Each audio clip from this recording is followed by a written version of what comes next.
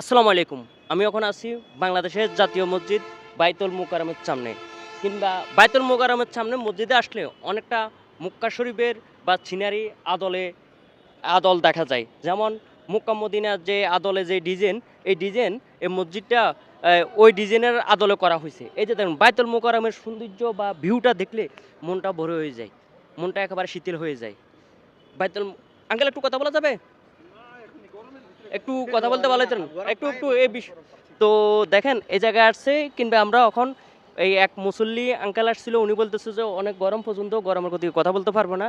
তো দেখেন মসজিদের যে শুধু সাইডের ভিউ দেখি কিংবা অসাধারণ লাগলো। এই যে দেখেন এই সামনের যে থিমটা আল্লাহু লেখাটা এটা আমার কাছে সবচেয়ে অসাধারণ লাগতেছে। এরকম অসাধারণ ইউনিক বাংলাদেশের আর কোনো মসজিদে আছে কিনা আমার জানা নাই। এই যে দেখেন বাইতুল মোকাররমের সামনে অনেকে কিংবা এখনো নামাজের টাইম শুরু হয় না কিংবা ১ ঘন্টা আগের থেকে তারা চলে আসছে আপনার জোহরের নামাজ আদায় করার জন্য।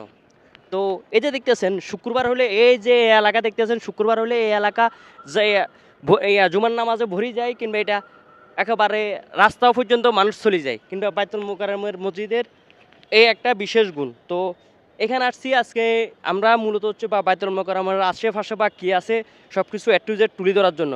তো দেখেন এটা হলো গুলিস্তানের মেন মোড় না এটা ধরে?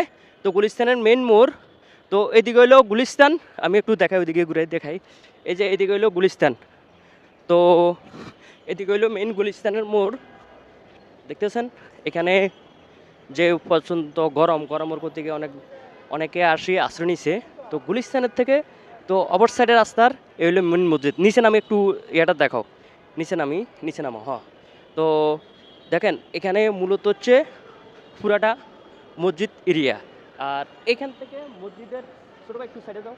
মসজিদের এরিয়াটা এদিক এদিক থেকে মসজিদের এরিয়াটা খুব দেখতে ভিউটা খুব সুন্দর লাগে। কেননা অনেকটা যে আকর্ষণীয় বা যে মেন যে ডিজাইন ইয়াটা দূরের থেকে কিংবা বাইতুল মোকাররম মসজিদটা দেখতে খুবই অসাধারণ লাগে।